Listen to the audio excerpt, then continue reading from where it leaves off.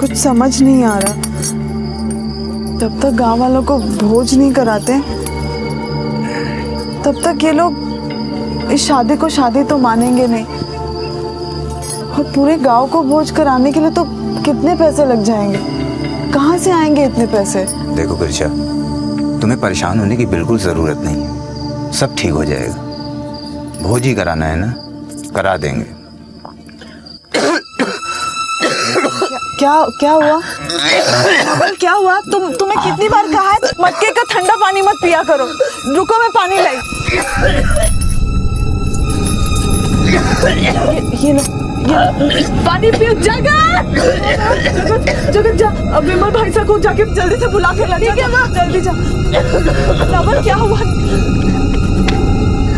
चाचा, चाचा। अरे कौन है रे? बापू साहब की तबीयत खराब हो गई चाचा, चलो ना चाचा। तेरी माँ को जो कुछ करना है ना वो खुद कर लेगी, मेरे को छोड़ दो। चाचा, मासी। कहीं है? क्यों इतनी रात में शोर मचा रहे हैं? बापू साहब की तबीयत खराब हो गई है, चलिए ना, देखिए ना क्या हुआ है। तेरा क्या दिमाग खराब हो गया है क्या? आज तक कोई थारे घर में आया हो जो अब मैं आऊंगी? जाए ऐसे। मासी, चल। मासी। क्या हुआ बापू साहब? बापू साहब, बापू साहब।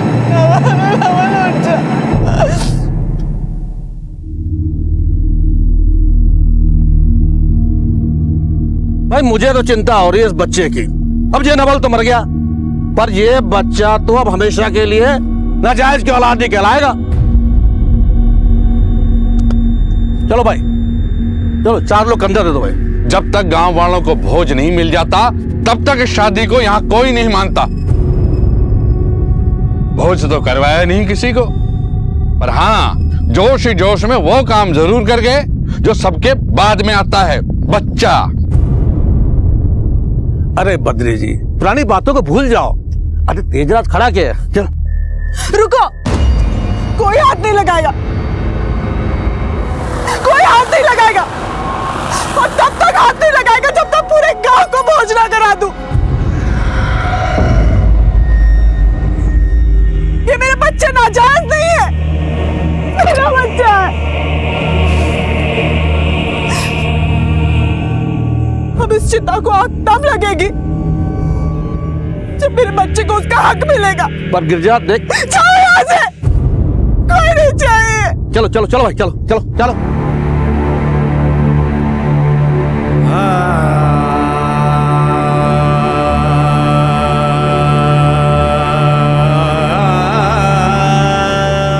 गिरिजा और नवल की शादी राजस्थान के बरौली गांव में एक छोटे से मंदिर में हुई थी, लेकिन गांव की एक रस्म के मुताबिक इस शादी को तब तक सामाजिक मान्यता नहीं मिल सकती थी जब तक पूरे गांव को भोज न करवाया जाए। गिरिजा और नवल की माली हालत खराब होने की वजह से वो शादी के बाद गांव का भोज नहीं करवा सके, और इसी वजह से गांव में उनका ये रिश्ता और बच्चा नाजायज माना जाने लगा। गिरिजा की हिम्मत और जज्बा काबिले तारीफ था।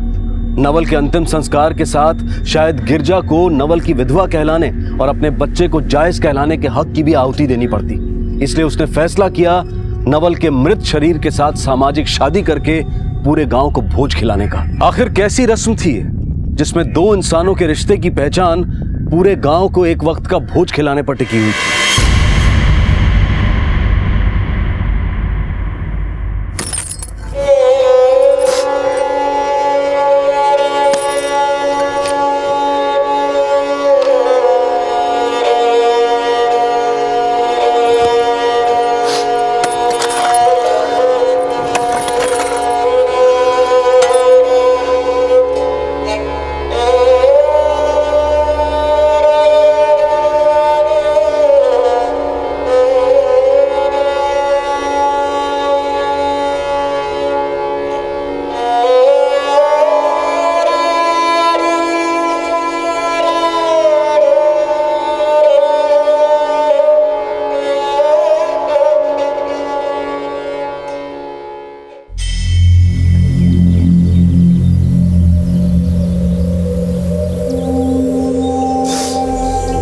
भाई साहब थोड़ी सी घास ले लो। मुझे नहीं चाहिए आपका घास फूस।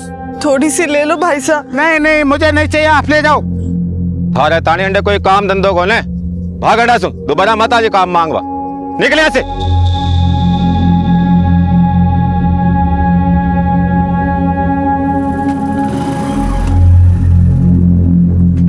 कैसी हो गिरिजा? शिवराम बता रहा था कि तुम काम ढूंढ रही हो।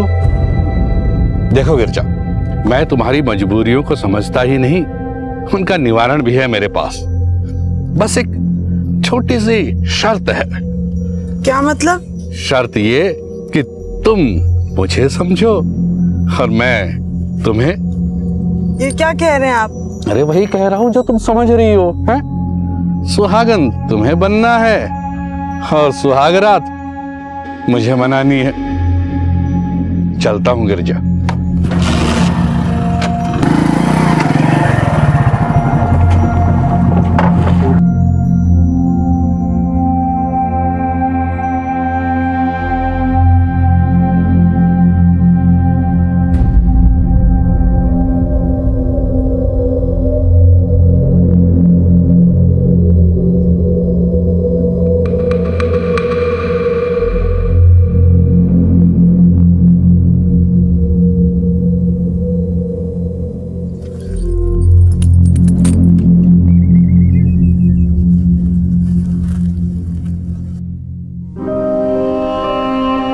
ये ढूंढ रही हो ना? हाँ, पर तुम्हें कैसे पता? मुझे पता है, तुम इसे लगाए बिना बाहर जाती नहीं हो।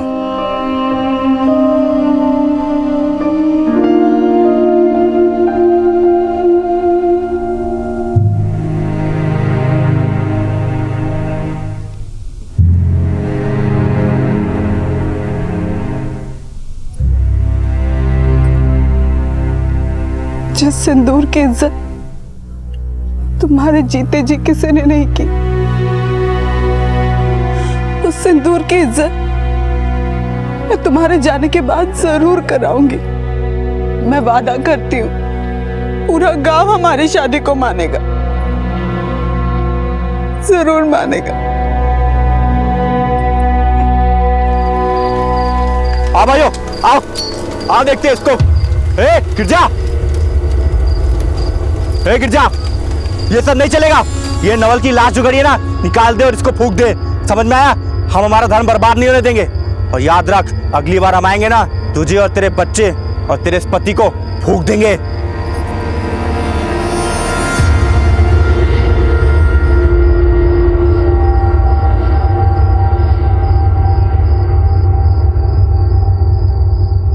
तुम्हें परेशान होने की बिल्कुल जरूरत नहीं। भोज ही कराना है ना, करा देंगे। जब तक गांव वालों को भोज नहीं मिल जाता, तब तक इस शादी को यहां कोई नहीं मानता। ये बच्चा तो अब हमेशा के लिए नाजायज की औलाद ही कहलाएगा।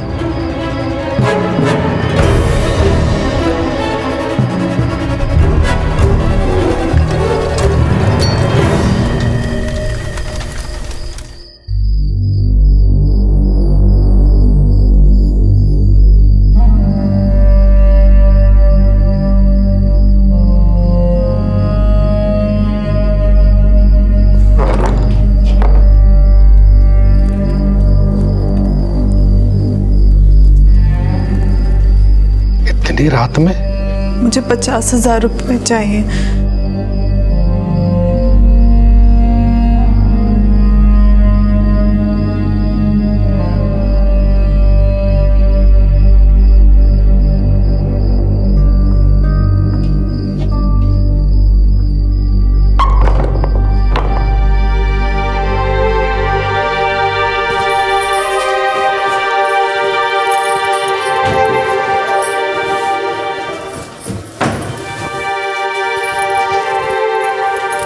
ये लो, ये 25,000 रुपए।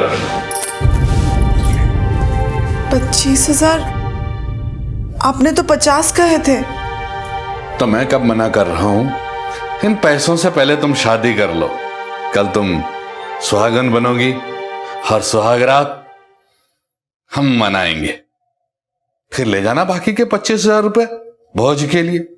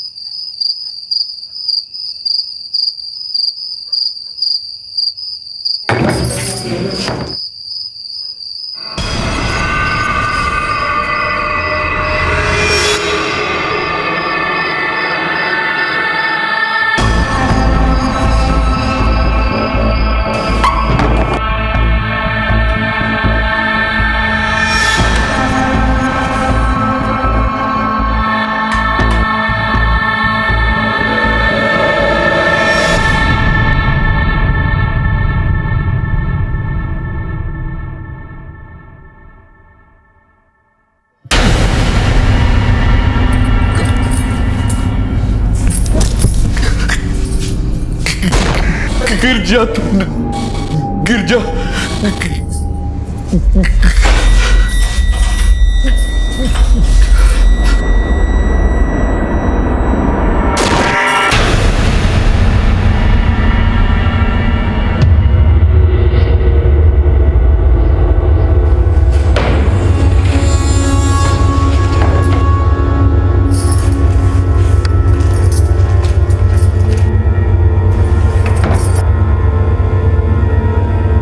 बापू सर,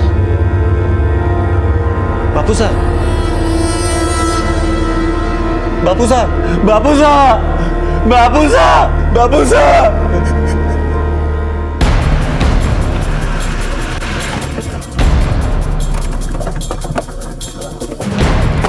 रास्ता दीजिए, रास्ता, रास्ता दीजिए, रास्ता, रास्ता।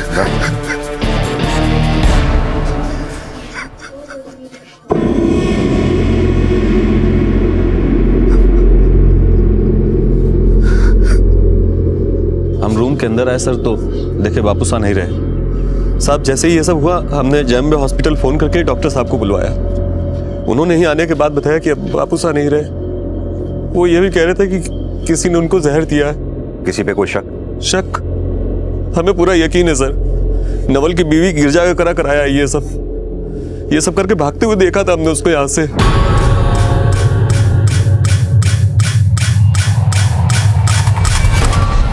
अली पहले नवल को खा गई, अब बापू साहब को भी नहीं छोड़ा। बापू साहब को इन चीजों का शौक था। किन चीजों? औरतें उनकी कमजोरी थी। उस चुड़ैल ने उनकी इसी कमजोरी का फायदा उठाया है।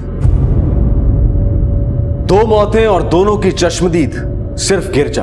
अब तक गिरजा का व्यक्तित्व एक किस्मत की मारी अबला की तरह सामने आया था, जो मानसिक, शारीरिक और हर तरह से प्रताड़ित हो रही थी।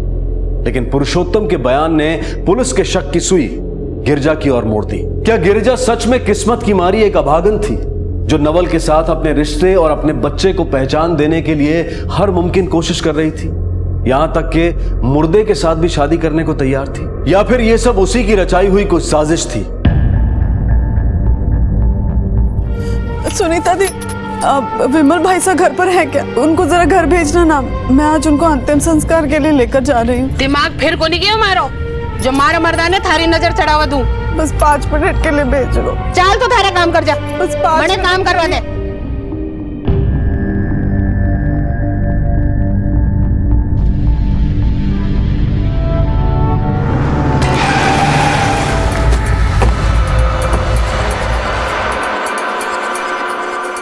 अब तुम्हें 4 कंधे तलाशने की कोई जरूरत नहीं है गिरजा, क्योंकि लाश अब शमशान नहीं, जांच के लिए हमारे साथ जाएगी।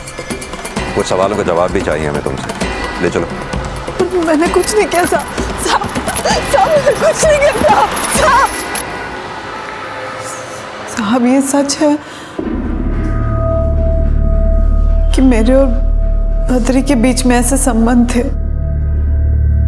लेकिन ये सब मैंने अपने बच्चे के लिए किया साहब, ताकि उसे कोई नाजायज ना कहे।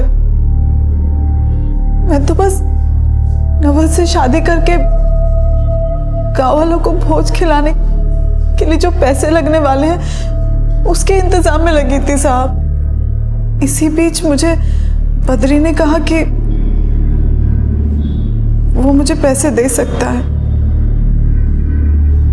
बस मैंने उसे नहीं मारा साहब। अच्छा चलो गिरजा, हम तुम्हारी इस कहानी पर भरोसा कर लेते हैं, लेकिन तुम्हारे पति नवल और बद्री के मौत के बीच में इतनी समानता कैसे?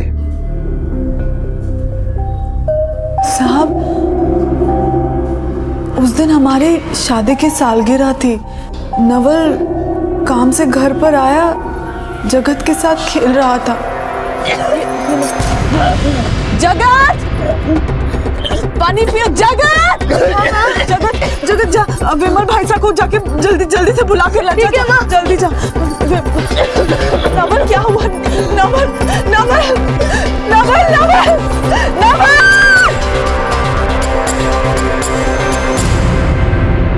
देखो गिरजा, अभी तो हम तुम्हें जाने दे रहे हैं, लेकिन अगर एक भी सबूत तुम्हारे खिलाफ मिला तो तुम्हें फिर यहां आना पड़ेगा।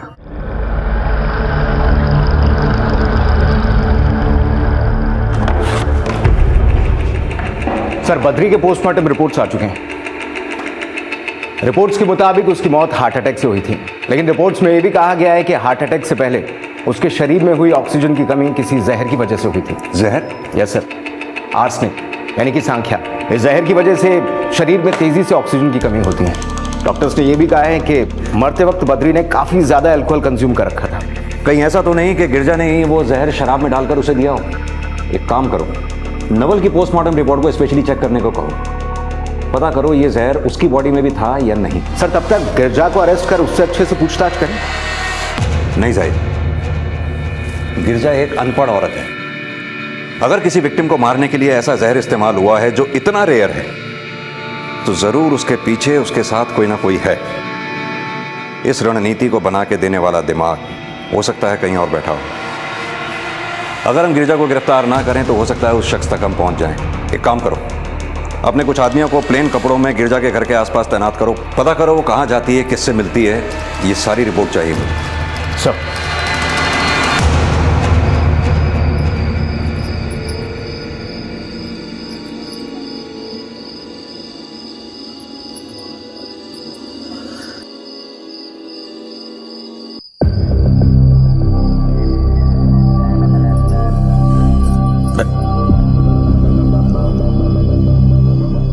देख गिरजा, गांव वाले नहीं मानेंगे जब तक उनके पेट में भोज का खाना नहीं पहुंचेगा। तेरा पति अर्थी तक नहीं पहुंचेगा। पर तू दिल छोटा ना कर, मैं तेरी मदद करूंगा। मैं तुझे पैसे दूंगा गांव वालों को भोज कराने के लिए। पर हां, इसके बदले तुझे मेरा एक काम करना पड़ेगा। कैसा काम? तुझे फिर से एक बार ब्याह करना पड़ेगा बद्री से। मैं ये सब नहीं करूंगी। अरे अपना नहीं तो कम से कम बच्चे का तो सोच। देख, ये मत सोच कि लोग क्या कहेंगे। वैसे भी वो लोग तेरे को सती सावित्री नहीं समझते, समझ रही है? सबको समझाऊंगा, बताऊंगा उन्हें कि बद्री ने तेरे साथ ब्याह किया था। समझ रही है ना? हाँ, अब तेरी मर्जी। सरपंच जी, बद्री ने मुझे बताया था कि वो गिरजा को बहुत चाहता है, और बद्री और गिरजा के संबंध कैसे थे ये पूरा गांव जानता है। अगर सरपंच जी मेरी गवाही से काम न चले तो मेरे पास पेश करने के लिए सबूत भी है। मुखिया जी, सबूत है तो सबूत पेश करो। हाँ, ये लीजिए।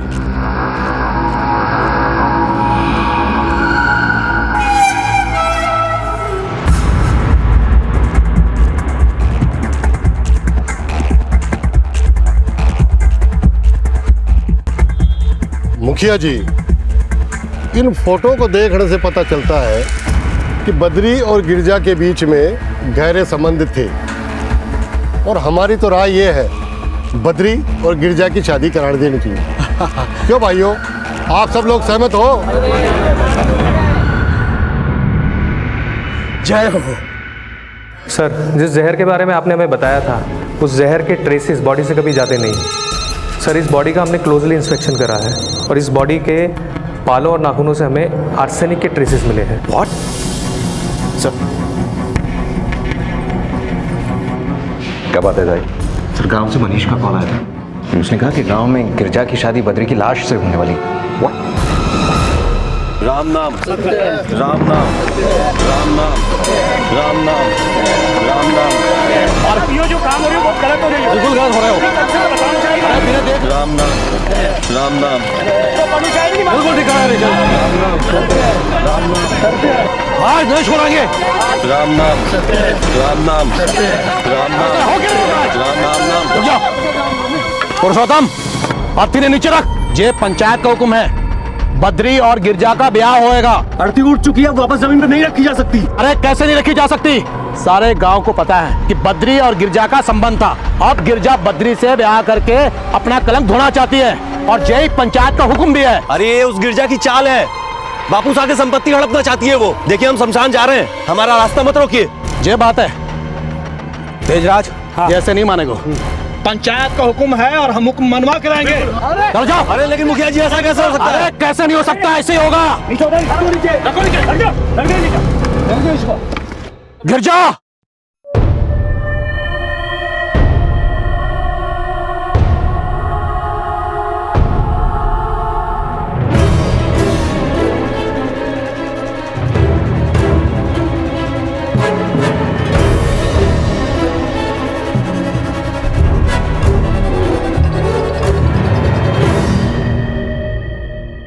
तेजराज, बद्री के हाथ से गिरजा के मांग में सिंदूर बढ़वा।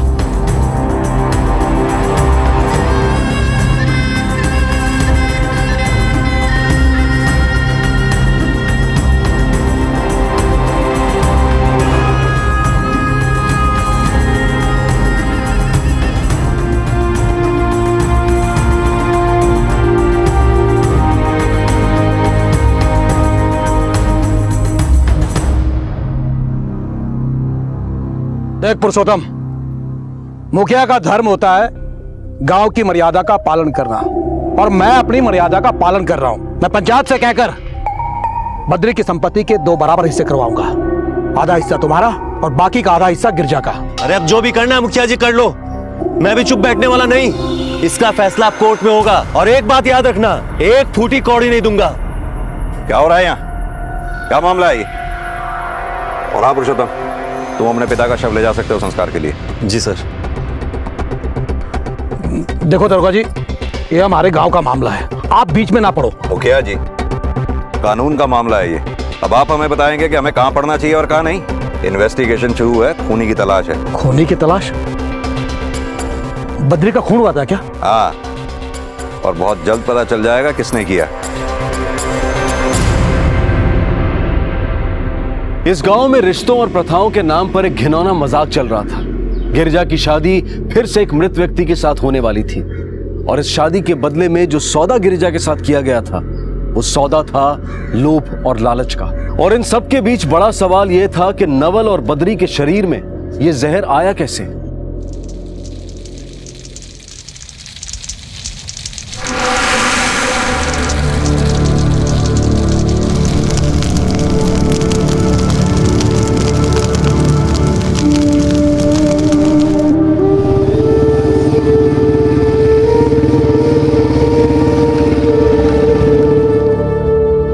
सर, ये सबके पीछे मुखिया और गिरजा का हाथ है। बापू साहब जमींदार थे हमारे, बहुत पैसा था उनके पास, सबकी नजर उनके पैसे पे थी। ये मुखिया की चाल है सर, उसने गिरजा का इस्तेमाल करके उसकी मदद से हमारे बापू साहब को मार डाला। चल भाई सीधा लेके जा। हाँ, एक एक इंच नापनी है, इधर से उधर नहीं होना चाहिए। रुक जा रुक जा रुक जा भाई, रुक जा। 60 मीटर। ठीक है आजा। इतनी भी क्या जल्दी है मुखिया जी? बहुत जमीन है बद्री की, लपेटने में थोड़ा टाइम तो लीजिए। क्या बात है? ले चलो। आइए। अरे क्या बात है साहब? अरे बताओ तो सही। सांख्य तो आपको पता होगा। साहब मारा विश्वास करो, मैं किसी ने को नहीं मारा। आप तो ऐसे घबराए हुए हैं जैसे आपको किसी ने हॉट सीट पर बिठा दिया हो।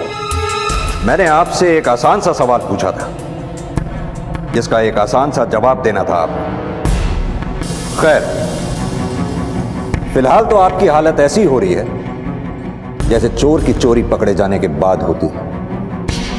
माजरा क्या है? साहब मैं बोले ना कि मारा विश्वास करो, मैं किसी ने को नहीं मारा साहब। ये पुरुषोत्तम मने फंसा रहा है साहब। अरे जीते जी तो बद्री से उसकी कोनी बनी, और मरने के बाद मगरमच्छ के आंसू बहा रहा है। साथ पुरुषोत्तम नहीं डर था कि बद्री सारे पैसे लुटा देगा। देखो साहब, मैं तो गांव का मुखिया होने के नाते गिरजा की मदद कर रहा था, उसकी मदद की है मैंने, गिरजा को उसका हक दिलाया साहब मैंने।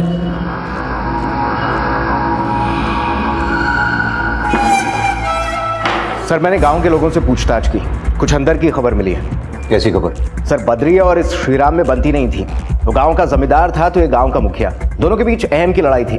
कुछ लोगों ने बताया कि बद्री पैसे के बलबूते पर खुद मुखिया का चुनाव लड़ना चाहता था। मुखिया को तो कई तरह से खतरा था बद्री से। इस पुरुषोत्तम के बारे में कुछ पता चला? हाँ सर, अपने पिता की रंगीन मिजाजी से बहुत परेशान था। उसने कई बार उनको समझाया, लेकिन बद्री ने उसकी सुनी नहीं। नवल की मौत से गिरजा और मुखिया को तो फायदा है, पर पुरुषोत्तम को नहीं। लेकिन बद्री की मौत से इन तीनों का फायदा है। अपने आदमियों से कहो इन तीनों पर कड़ी निगरानी रखें, सादे कपड़ों में। तब तक हम एक काम करते हैं, पुरुषोत्तम और श्रीराम इन दोनों के घरों को तलाशते हैं।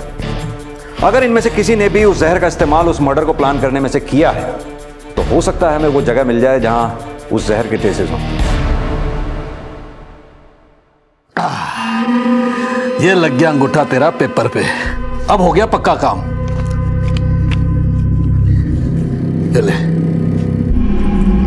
पर हाँ, एक बात का ध्यान रखना, हमारे बीच में जो भी तय हुआ है किसी को पता नहीं चलना चाहिए, समझ गए?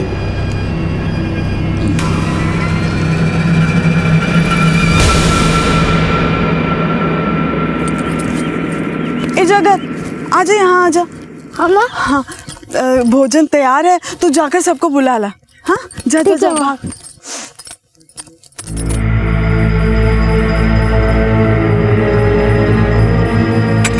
चाची, क्या है? भोज तैयार हो गया चाची, माँ बुला रही है। थारे घर को भोज खार मरना है क्या? जा हटे से।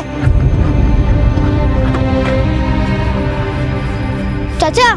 हाँ बोल। भोज तैयार हो गया, माँ ने खाने के लिए बुलाया। तेरा दिमाग खराब है क्या? पहले तो तेरी माँ तेरे बापू को खा गई, बद्री जागीरदार को खा गई, अब क्या पूरे गांव को ही खाएगी क्या? भाग यहाँ से, दोबारा आ गया तो टांग तोड़ दूंगा।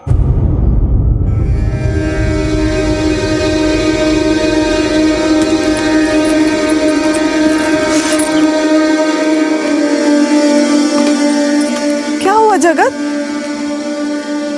सब कहाँ है? जगत, सब बोले आपने बाबू साहब को मार दिया, बद्री चाचा को भी मार दिया, उन्होंने मुझे भगा दिया उनके घर से। बच्चा, वो लोग मुझे बोले ना, तुझे कोई कुछ नहीं बोलेगा। आजा आजा, मैं तुझे खिला दूं, आजा। नहीं खाना मुझे खाना, तुम खा लो।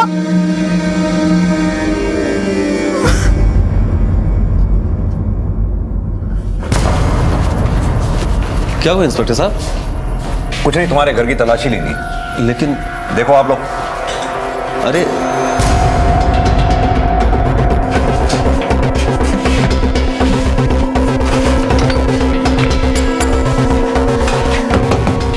ये डब्बा क्या है? ये बापू साहब का कुछ सामान है। निकालो इसे।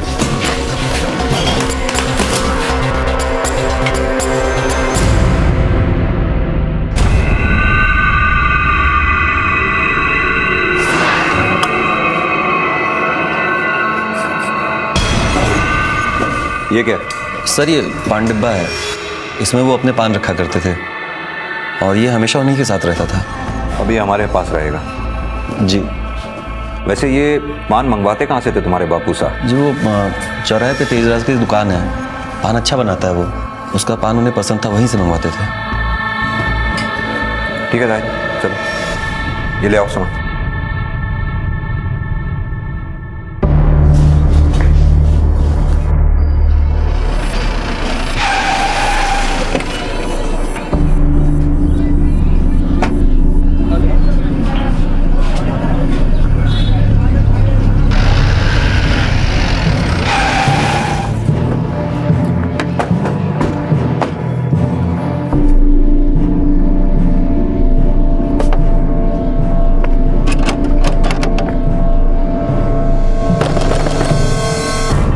दरवाजा अंदर से बंद है। एक काम करो साहिब, दरवाजा तोड़ो।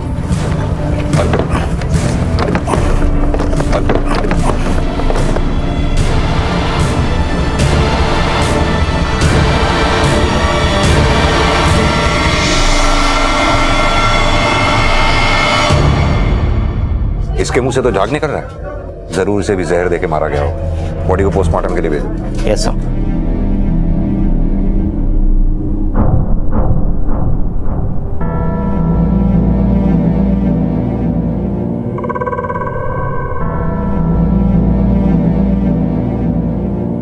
सर, मैंने आसपास के कुछ पड़ोसियों से पूछताछ की। कुछ लोगों ने बताया कि तेजराज मुखिया को किराया देने निकला था। किस बात का किराया? सर, तेजराज जिस जगह अपनी दुकान चलाता था वो जगह मुखिया की है। उसी ने उसे वो दुकान खुलवा कर दी थी। सब विश्वास करो साहब, मैं कभी कोई नहीं मारे साहब। मने मत मारो साहब। तेजराज को तेरे भूत ने मारा? कहां से लाया था वो जहर तू, जो तूने तेजराज को पान में लगाने के लिए कहा था? और जब तुझे ये पता चला कि हमें मालूम हो गया है कि बद्री का खून हुआ है, तो तेजराज को ही ठिकाने लगा दिया ताकि तेरा ये राज उसकी मौत के साथ दफन हो जाए। साहब, हमारा विश्वास करो साहब, मैं किसी ने कोई जहर को नहीं दिया साहब, और ना ही किसी को मान के पीछे मारा कोई हाथ है साहब। ये बात मुझे जरूर पता थी साहब कि तेजराज ही बद्री ने पान खिलाया करता था। और साहब, मैंने बिल्कुल भी बताया को नहीं, कुछ भी पता नहीं साहब जी कि वो जहर तेजराज ने कहां से मिला और किसके कहने पर उसने बद्री को जहर दिया साहब। मुझे कोई नहीं पता साहब। मत बोल। हमने तेरे कॉल रिकॉर्ड्स चेक किए। तूने सुबह सुबह तेजराज को कॉल किया था ना? क्या बात की थी उससे? क्या बात की थी उससे?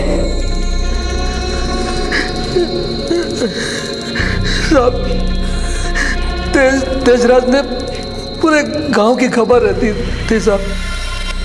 मैंने उसे फोन किया था साहब ये जानने के लिए कि गांव में कोई नई खबर है या नहीं साहब। साहब, उसने मुझे बताया कि इस सब के पीछे वो गिरजा कहाँ थे साहब। मुखिया देख, अब किसी और नई कहानी के लिए वक्त नहीं है हमारे पास, समझा? सब कहानी नहीं है साहब, बिल्कुल सच कह रहे हो साहब। उसने मैंने बताया कि उस रात नवल जिस रात मारा वो पान लेकर गया था तेजराज की दुकान से। और तेजराज भाई, एक हमारा वाला पान बनाना। ये क्या है? अरे भाई, इसमें किए थे पलंग तोड़ पान। पलंग तोड़ पान? साला शादी की सालगिरह आज मेरी है और मैं इतना थक चुका हूँ कि एक ढेला भी नहीं ला सकता। अरे तो इसे ले जाओ ना यार, वैसे तोहफा है भाभी जी का, पर काम तुम्हारे आएगा। लेकिन तुमने तो किसी और के लिए बनाया होगा। अरे वो बद्री जी के लिए बनाया था, तुम ले जाओ, मैं देख लूंगा। ठीक है तेजराज। और साहब, उसी रात नवल मर गया और हाँ, फिर दूसरे दिन उसकी बीबी वो पान का डब्बा भी दे आई साहब। डब्बे से जहर के ट्रेसेस तो मिले ही थे। एक काम करो साहिब, एक टीम को साथ ले जाओ और गिरजा को फौरन थाने ले आओ। वक्त आ गया उसके पेट से भी राज बाहर निकाले जाए। और हाँ, श्री राम को तब तक बिल्कुल मत छोड़ना। जी।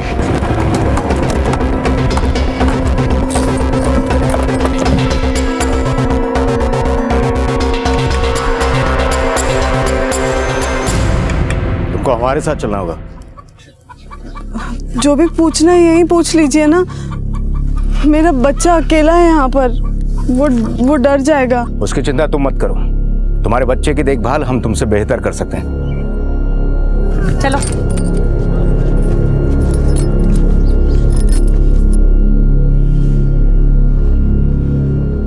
हाँ साहब,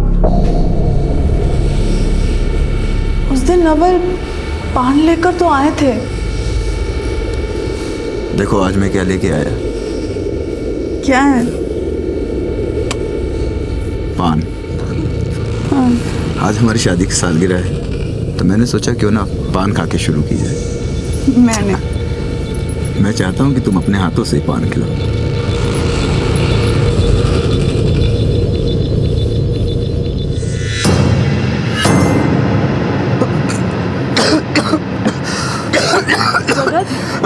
पानी पियो जगत। नवल नवल नवल नवल नवल। पति की मौत हुई थी, कुछ दिन तो शोक मना ही सकती थी, फिर ये पान का डब्बा वापस करने का ख्याल कहां से आया? सब गांव से कोई भी हमारे घर पे आता जाता नहीं था। सब हमारे बच्चे को नाजायज कहते थे।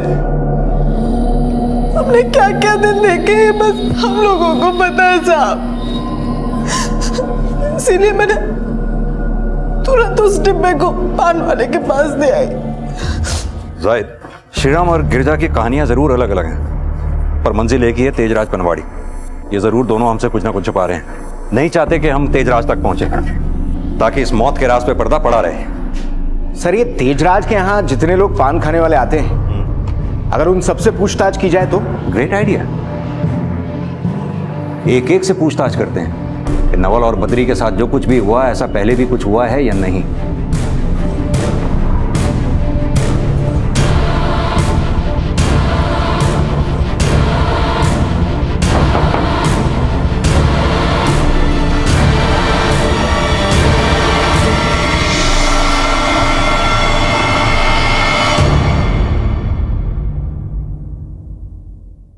अब तक का सबसे बेस्ट पेन किलर है।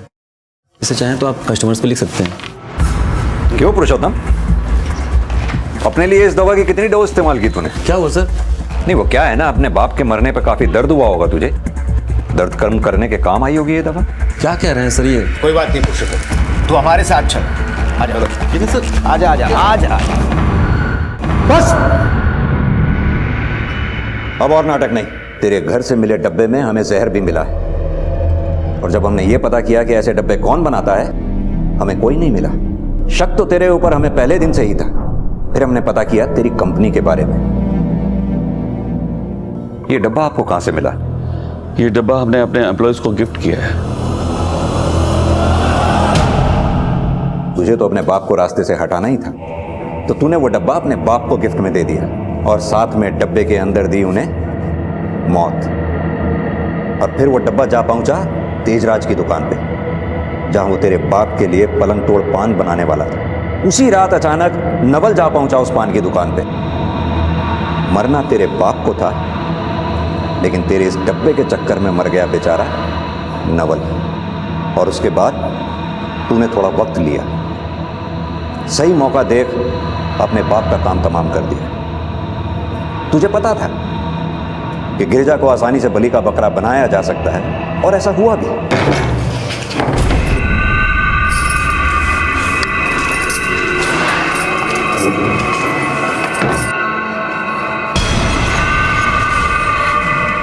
बापू साहब, बापू साहब,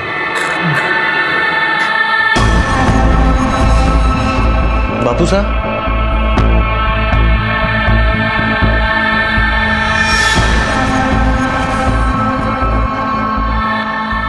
कानून तो तुझे तेरे किए की सजा देगा ही, पर उन सारे पापों का क्या होगा जो तेरी वजह से किसी बेकसूर ने सहे?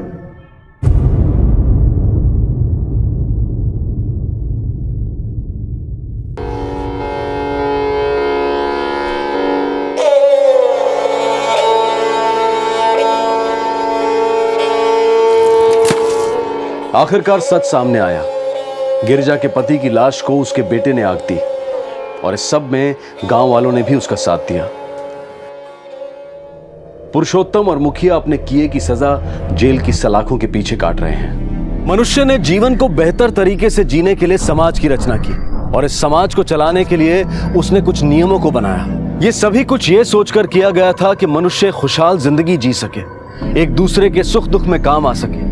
लेकिन वक्त के साथ कुछ लोगों ने इन नियमों का दुरुपयोग करना शुरू कर दिया और एक दूसरे के दुख का कारण बन गए। इस केस में पूरा गांव एक परंपरा को लेकर गलत धारणा बना चुका था।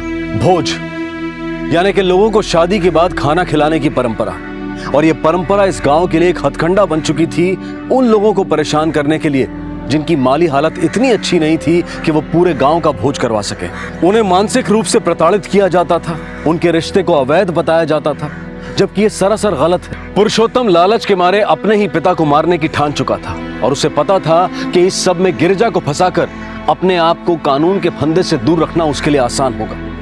पर शायद वो ये भूल गया था कि क्राइम नेवर पेस। अब मैं अनूप सोनी आपसे विदा लेता हूं, फिर मुलाकात होगी अगले एपिसोड में एक और चौंका देने वाले केस के साथ। तब तक अपना और अपने परिवार का ख्याल रखें और देखते रहें क्राइम पेट्रोल डायल 100। सबक एक को सीख हम सबको। जय हिंद।